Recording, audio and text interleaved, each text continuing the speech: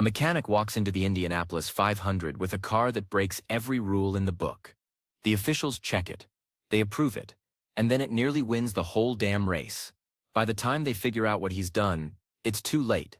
The rule book gets rewritten. But Smokey Yunick, he just grins and starts planning his next move. Welcome to the story of the most audacious piece of automotive cheating in racing history. And yeah, I said cheating. Smokey would have called it innovation. The difference? About 3 inches and a whole lot of nerve. Let's rewind to 1959. Eisenhower's in the White House. NASCAR's still racing on beach sand half the time. And the Indianapolis 500 is the Super Bowl of motorsport. Win here and you're immortal. Lose here and you're forgotten by Tuesday. The stakes? Everything. Enter Henry Smokey Yunick. And no, that's not a nickname someone gave him ironically. The man actually went by Smokey. Born in 1923 in Pennsylvania, raised on engines and bad ideas, Smokey learned to fly B-17 bombers during World War II. You know, the flying fortress. The thing that required you to have ice water in your veins just to climb aboard. After the war, he did what any reasonable person does after dropping bombs over Europe. He opened a garage in Daytona Beach and started making race cars go faster than physics said they should. By the late 50s, Smokey had already made a name for himself in NASCAR. He was the guy crew chiefs whispered about, the mad scientist with a wrench, the man who looked at a rulebook the way a lawyer looks at a contract, searching for loopholes big enough to drive a Chevrolet through. And in 1959, he decided NASCAR was too small. He wanted the big prize, Indy. Now here's the thing about the Indianapolis 500. It's not like other races. The cars aren't stock. They're purpose-built machines designed by engineers who think in differential equations and dream in aerodynamics. These are people who measure tire pressure to 3 decimal places. The kind of folks who get genuinely excited about gear ratios. Smokey measured things by the "that looks about right" method and trusted his gut more than any slide rule. But he had something those engineers didn't have. He understood that rules are just suggestions if nobody catches you. The Indy rulebook in 1959 was thick. Really thick. Pages and pages of specifications about engine displacement, fuel capacity, weight distribution, and about 1,000 other things that would make your eyes glaze over. But here's what matters. The cars had to be front-engined roadsters. That was the tradition. That was how it had always been done. The engine sat in front of the driver, power went to the rear wheels, and the car tried very hard not to kill you in the process. Front-engine roadsters had a problem though. A big one. Weight distribution. See, you've got this massive engine sitting over the front wheels, the driver somewhere in the middle, and the rear wheels trying to put all that power down while carrying almost nothing. It's like trying to get traction in a pickup truck with an empty bed. You're spinning wheels, burning rubber, and going nowhere fast. The car would also torque. Oh man, would it torque? When you mash the throttle, and all that horsepower hits the rear wheels, the entire chassis wants to twist. The left side digs in, and suddenly you're fighting the car instead of driving it.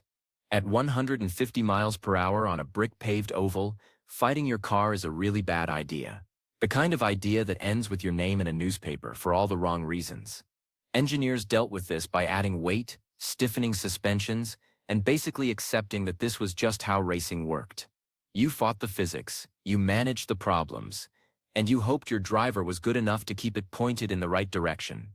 Smokey looked at all this and thought, what if we just don't do that? Instead of fighting the torque, we use it.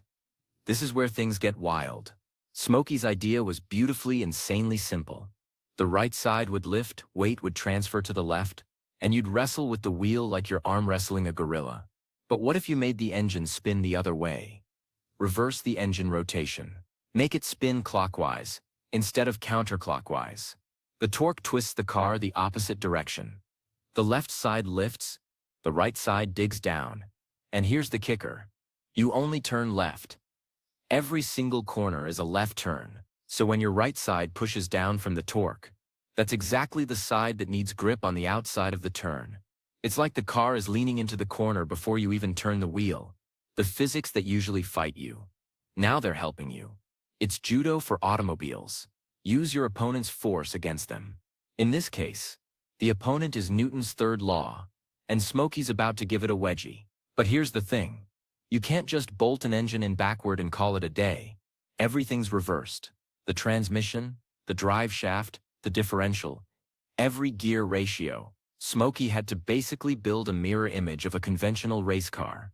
The engine was a 4.2-liter Offenhauser, the same power plant everyone else used. About 400 horsepower of American anger.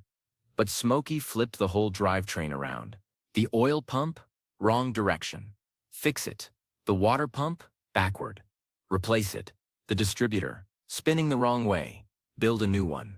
Every single component that depended on rotation direction had to be redesigned, rebuilt, or completely fabricated from scratch. And Smokey did all of this in his garage in Daytona with a small team and a budget that probably wouldn't buy you a decent set of tires today. Oh, and he had to do it quietly, because if word got out that he was building something this radical, the rules would change before he ever got to the track. But under that skin, everything was backward. Smokey loaded up the car and headed to Indianapolis.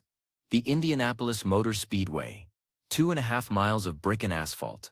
4 turns, 2 straights, and 33 of the best drivers in the world, all trying to occupy the same piece of racetrack at the same time.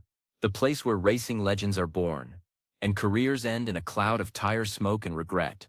He rolled into the garage area, unloaded the car, and waited for the inspections. This is the moment. This is where Smokey's gamble either pays off or gets laughed out of Indiana. The tech inspectors crawled all over the car. They measured the engine displacement. Within spec. They checked the fuel capacity. Legal. The chassis, the bodywork. Everything checked out. And here's the beautiful part. Nowhere in the rulebook did it say which direction the engine had to spin. Why would it? Who would even think to write that rule? It's like having a rule that says your steering wheel can't be made of cheese. Nobody writes it because nobody thinks they need to. Smokey's car was legal. Now he just needed a driver crazy enough to pilot it. He found Jim Hurtubise. Jim was a rookie that year, which meant he was young, hungry, and didn't know enough to be properly terrified. Perfect. Smokey explained the concept. The car's going to feel weird at first. The torque goes the wrong way. But trust me, once you get used to it, you're gonna love it. Jim nodded, climbed in, and fired up the engine. The sound of an Offenhauser at full song is something you feel in your chest. It's not a roar. It's more like an angry metallic scream that makes your teeth vibrate. Jim pulled out onto the track for practice laps. He's feeling it out. Second lap, he's pushing a bit. Third lap, he comes back into the pits with the biggest grin you've ever seen. The car worked. Holy hell. It actually worked. Where every other car was fighting torque steer and weight transfer, Jim's car just planted itself and went. The right side pushed down, the tires gripped, and the car rotated through the turn like it was on rails. On the straights, same thing. No wrestling with the wheel, no fighting the chassis, just smooth, linear power. Smokey had done it. He'd turned the laws of physics into a performance advantage. Qualifying day arrived. This is where you set your starting position for the race. 4 laps at maximum attack, your car screaming, your vision tunneling, your right foot welded to the floor. Jim went out and put down a time that put him in the top 10. Not pole position, but more than respectable for a rookie in a car nobody had ever seen before. The other team started asking questions. What's different about Smokey's car? Why is it so stable in the corners? Smokey smiled, shrugged, and said something vague about suspension geometry. Racing's full of secrets. You don't give away your advantages. Not until someone makes you. Race day, May 30th, 1959. 300,000 people packed into the grandstands. The smell of racing fuel and hot dogs and beer. The kind of crowd that makes the ground vibrate when they cheer. 33 cars lined up in 11 rows of 3. Start your engines, and they're off. Jim settled into a rhythm. He wasn't the fastest car on the track, but he was consistent. While other drivers fought their cars through the corners, burning up their tires and their energy, Jim was smooth. Lap after lap, holding his position, waiting for others to make mistakes. And at Indy, mistakes happen. Cars crash, engines blow, tires fail. You don't have to be the fastest. You just have to be the last one standing. By halfway, Jim had moved up. He was running in the top 5. The crowd was starting to notice. Who's this rookie in the weird Yunick car? How is he keeping up with the veterans? The other teams were getting nervous. Smokey's car wasn't going away. If anything, it was getting faster as the race went on. Fresh tires gripped better, and that reverse torque kept the right side planted exactly where it needed to be. Then, around lap 150, something happened. A small vibration. Nothing dramatic, just a little shimmy in the steering. Jim reported it to Smokey on a pit stop. Smokey checked everything he could in the 30 seconds they had. Looked fine. Keep pushing. Jim went back out. The vibration got worse. By lap 180, it was a full shake. Something in the front suspension was letting go. Maybe a ball joint. Maybe a bearing. What mattered was that at 160 miles per hour, a failure in the front suspension means you're no longer driving. You're a passenger in a very fast, very expensive missile pointed at a concrete wall. Jim did the smart thing. He backed off. He could have pushed through, maybe made it to the end, maybe ended up in the hospital. He chose to bring the car home in one piece. He finished 7th. 7th place at Indianapolis. In a car nobody had seen before. Built by a guy from a NASCAR garage with a reversed engine and a dream. 7th doesn't sound impressive until you remember that 33 cars started and only 12 finished. Jim beat 21 other cars that either crashed, broke, or couldn't keep up. For a rookie, for a revolutionary design, for a car that was basically a science experiment on wheels, 7th was spectacular. But here's where Smokey's story gets even better, because 7th place meant he proved the concept worked. And the other teams noticed. Oh, they noticed. Engineers started asking questions. How did Yunick's car stay so stable? What was the secret? Word eventually leaked. The engine spun backward. The torque was reversed. The whole chassis was designed around the opposite rotation. And the other teams lost their minds. Not because it was illegal. Remember, the inspectors approved it. But because they'd been outthought by a garage mechanic with a high school education who just made their million-dollar engineering programs look like kindergarten science projects. The humiliation was exquisite. By the next year, the rulebook had a new entry. Engines must rotate in the standard counterclockwise direction as viewed from the rear. The rule exists because of Smokey. They had to write it down. They had to close the loophole, because if they didn't, everyone would start doing it. And the entire sport would have to reverse engineer every car on the grid. Smokey never got to run the reverse torque car again. One race, one 7th place finish, and then banned by bureaucracy. But here's the thing. He didn't care. He'd made his point. He'd proven that thinking differently beats thinking harder every single time. The engineers had computers and wind tunnels and teams of PhDs. Smokey had a wrench, a welder, and a complete disregard for conventional wisdom. And for one glorious day in May, that was enough. The car itself? It should be in a museum. It should have a plaque that reads the car that made them rewrite the rules. Instead, it mostly faded into history. Smokey built other cars, pulled other stunts, and spent the rest of his life gleefully bending rules in NASCAR and anywhere else he could find a loophole. He once built a car with a fuel tank, so oversized that officials couldn't believe it was legal until they measured it, and found he'd technically complied with the rules while holding about 50% more fuel than anyone thought possible. When asked about it, Smokey said, "If you're not cheating, you're not trying." That was his philosophy. That was his legacy. Not cheating in the sense of breaking rules, but cheating in the sense of finding advantages nobody else thought to look for. The rulebook says the engine has to be a certain size. Fine. It doesn't say which direction it spins. The rulebook says fuel capacity is limited. It doesn't say the fuel lines can't be enormous. Smokey Yunick died in 2001 at the age of 77.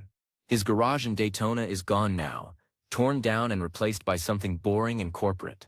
But his legend lives on. There are still mechanics who look at a rulebook and think, what didn't they say? There are still engineers who realize that sometimes the best solution isn't the most complex one. Sometimes you just flip the engine around and watch everyone else scramble to figure out what you did. The 1959 Indianapolis 500 was won by Roger Ward in a conventional front-engine roadster. He drove a great race, managed his tires, avoided crashes, and took the checkered flag. History remembers him as the winner. But the people who were there? They remember the rookie in the backward car who almost pulled off the impossible. They remember Smokey Yunick grinning in the pits, knowing he'd just trolled the entire racing establishment and gotten away with it. That's the real victory. Not the trophy. The rules change. The fact that they had to write a new rule just to stop you from doing it again. That's immortality. So next time you watch racing and wonder why the rulebook is 500 pages long and specifies things that seem obvious, remember Smokey. Remember that every weird, hyper-specific rule exists because someone, somewhere, found a loophole and exploited it so effectively that the sport had no choice but to say, okay, funny guy, but we're writing this down now. The Reverse Torque Special ran one race. Just one. But it changed Indianapolis forever. And somewhere in whatever garage exists in the afterlife, Smokey Yunick is probably building something else that'll make the Angels rewrite their rulebook.